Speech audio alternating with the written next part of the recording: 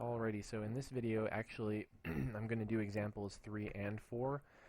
I didn't talk about example 4, even though believe it or not, I used it in example 1 and you didn't even know it. I'm going to start off by telling you that really quick because it's super short. What I did in example 4 with class libraries, if you create a new project or add a project to your solution, you'll notice that one of the types is class library. A class library is a program that basically you never ever run. You just write some classes and then other projects can use and share your classes. You might have noticed in example 1 I had a widget class, and I'm using the widget class here also in example 3. And if you hover over it, it says, well, it's in a different namespace. It's not in the example 3 namespace. It's in the example 4 namespace. So all I did was I added this project. I made it of type class library. There's no main program at all. It's just this class widget and also the question class, just to make my life easier. So it's just these two classes, but no main program. Well, what's the point of having code if you don't have a main program? The point is, if I go to some other code, like example 1, and I open up my references here, what I did was I right-clicked on that, I said add reference, and I checked this box, example 4 underscore class libraries. What that did is it was able to go into the intermediary code that was generated by example 4 and basically share it and reuse it. So I have a reference to the code that I wrote for those classes in example 4, basically the widget. So the widget class I am able to use in any project as long as I refer to example 4 class libraries. So example 1 has a reference to it, and example 3 has a reference to it.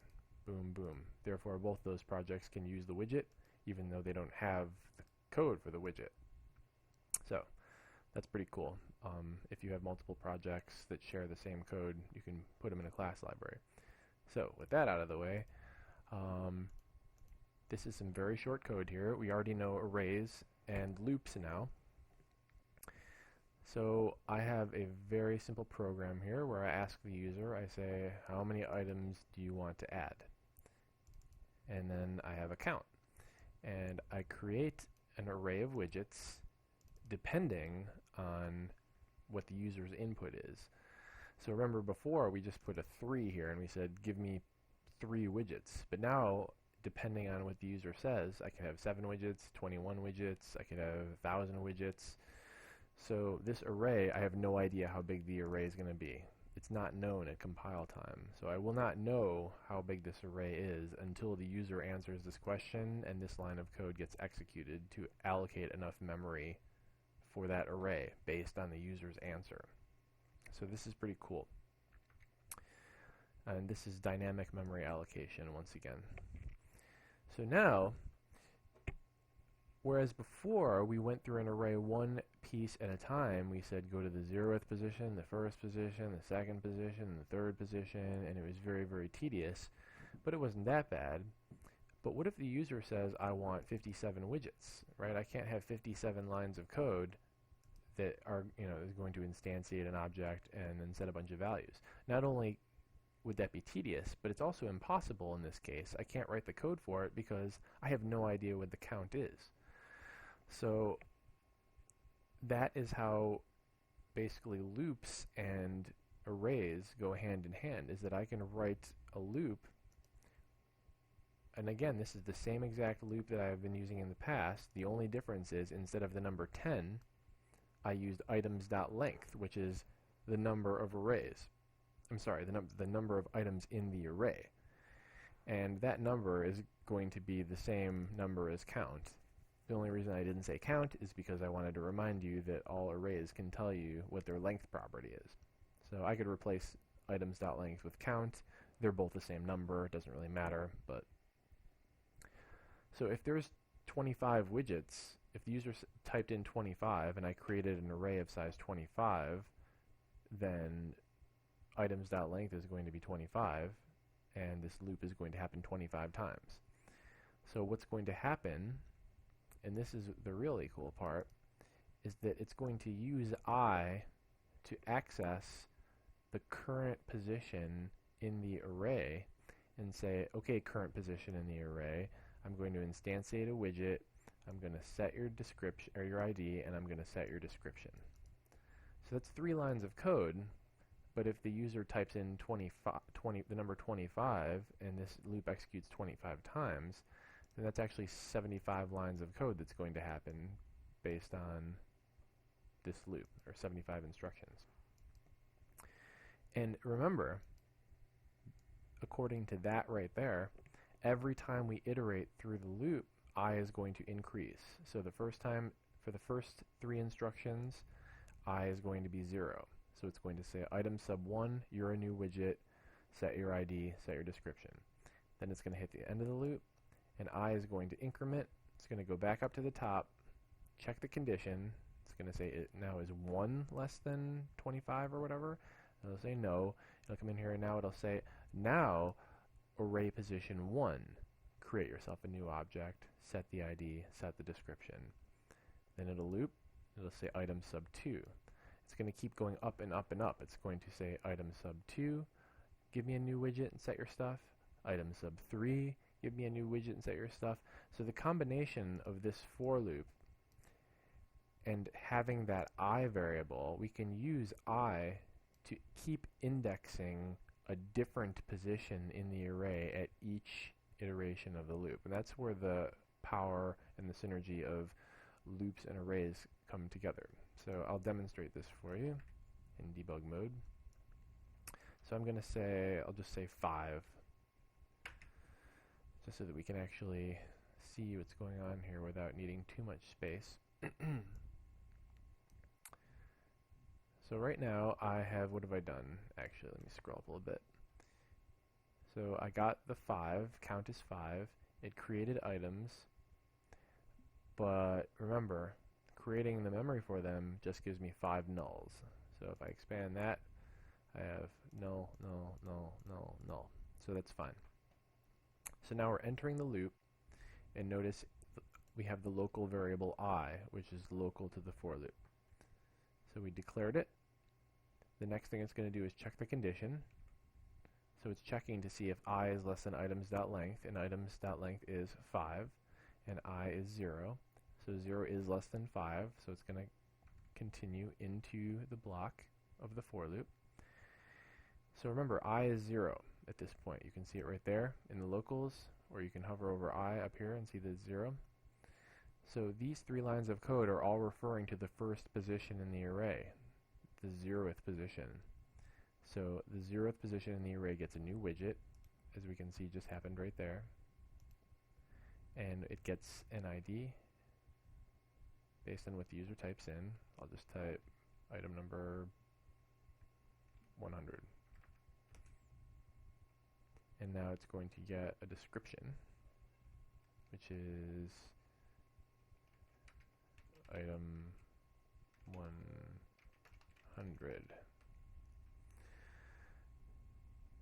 So that's good. And now we hit the end, and it will loop back up to the top. Oh, sorry. The first thing that happens is when you hit the end, it automatically hits that third line, or sorry, the third instruction of the for loop, which is to increment I. So now I is 1. Now we loop again. So is 1 less than 5? Yes, it is. So we continue on. Now this time, I has changed. Therefore, even though we're repeating the same code again, we have a different value for I. Therefore, it's accessing a different position in the array. So now, the second position in the array, I sub 1, is going to get a new widget. And that also is going to ask the user for a number. I'll say 200.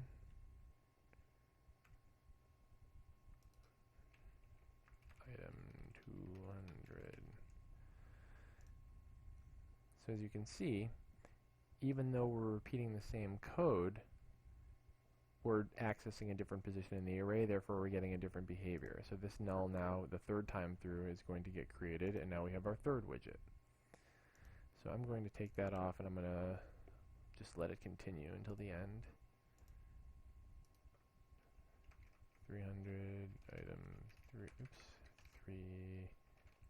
300 400 item 4. Oh, what am I doing? Touch of dyslexia there. And then the last one.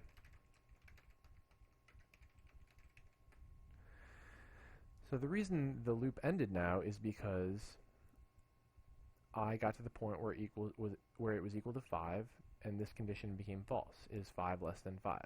So then it continued on to the next. And as we can see at this point at the end, all 5 positions in the array have objects with values inside of them. So there's all of our objects with all the values that we typed in stored inside of them. So that is, I'm going to stop that. That is the for loop using the length of the array to control how many times it's going to happen, and then going through each item in the array and modifying it somehow. In this case, we have an array that we want to fill up with objects, so we're going through the array, and at each position in the array, the first and the second and the third and the fourth and the fifth, at each position of the array, at each iteration of the for loop, we create a widget and we set its values. So we're basically creating 5 widgets, and then we're hydrating all 5 of those widgets with information. That's the creation step. That's the hydration step. So that's pretty much it, and this is a pattern you see all the time where we have large collections of data where we're using loops to do something for not just to one object or one variable or a couple of variables. We have a big collection of variables or objects, and we want to do something to all of them. So that happens all the time. I mean, you can think of countless examples, like, you know, hand this out, one out to every student in the class, or deduct payroll on every single employee in the database, or in a video game it could be a spell that, you know, hurts everybody and causes some damage to every single player in the party. There's a countless number of applications, and that's kind of what this example is setting up. Since this happens so frequently, the language actually built a shorter, easier loop that doesn't have all this kind of boilerplate code that's just called foreach. So normally, if I wanted to print every item in the list, I would say, okay, for int equals I is less than items dot length, I plus plus,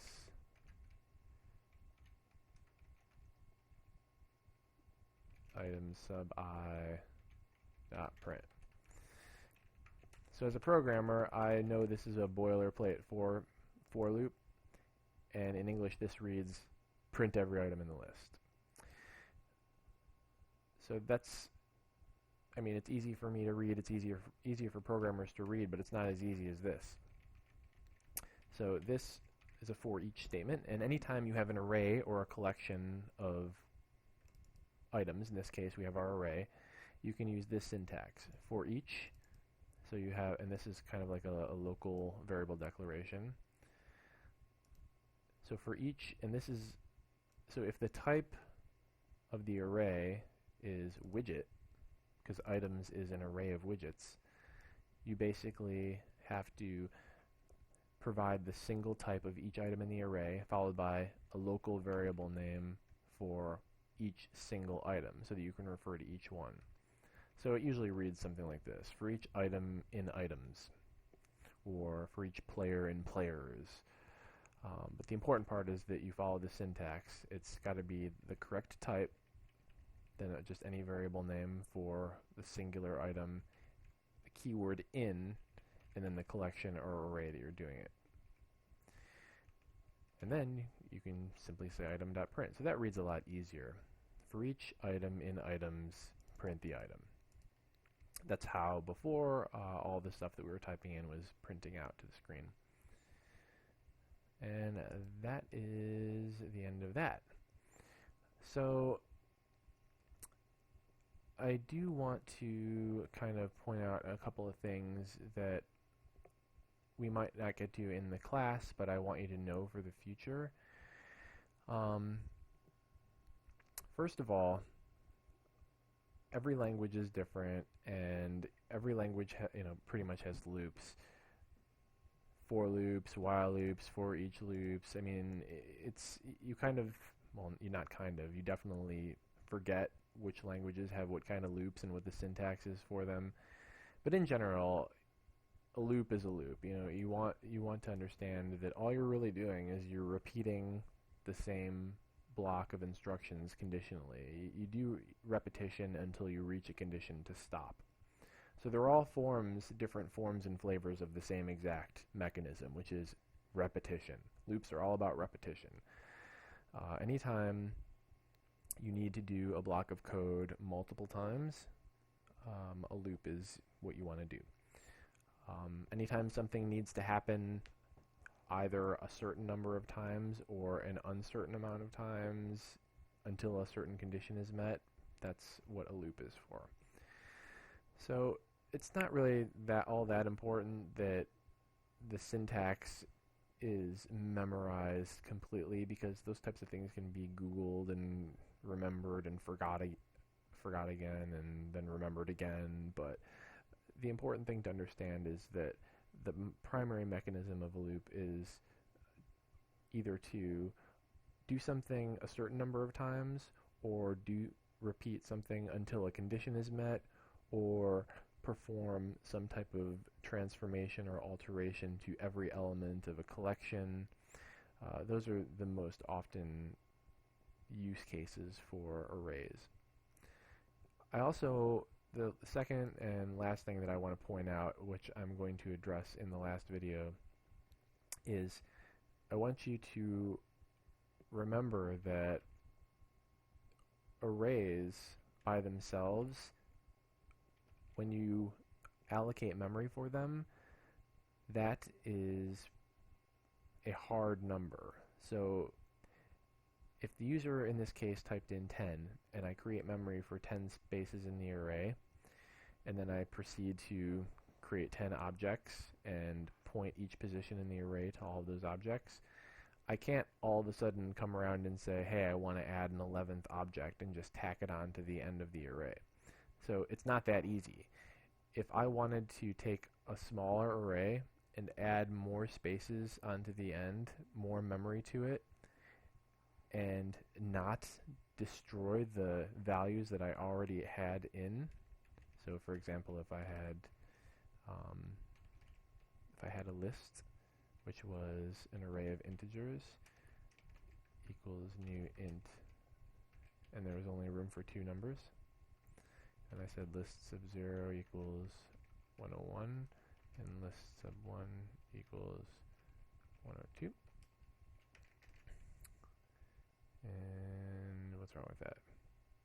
Oops, of course. Put the brackets after the variable name instead of the type. Glad I did that.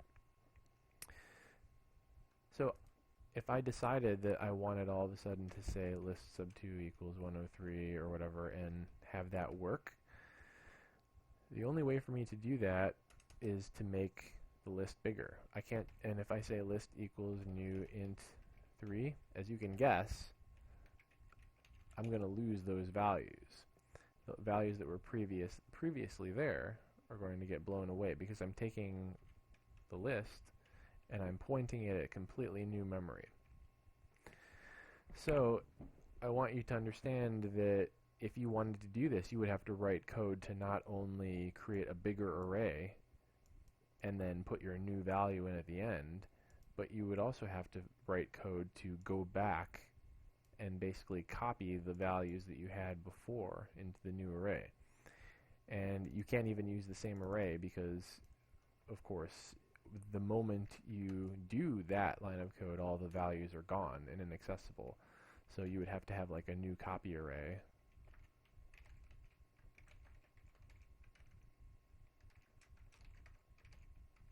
So there's the bigger array.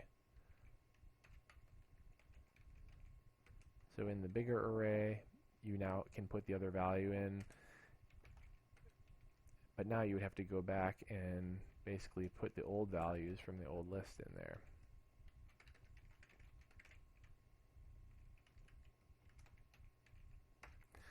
So you have to do a lot of monkeying around with an array if you want to copy values in. There's a lot of stuff built into .NET to do all this hard work for you, which is going to be the topic of the next video.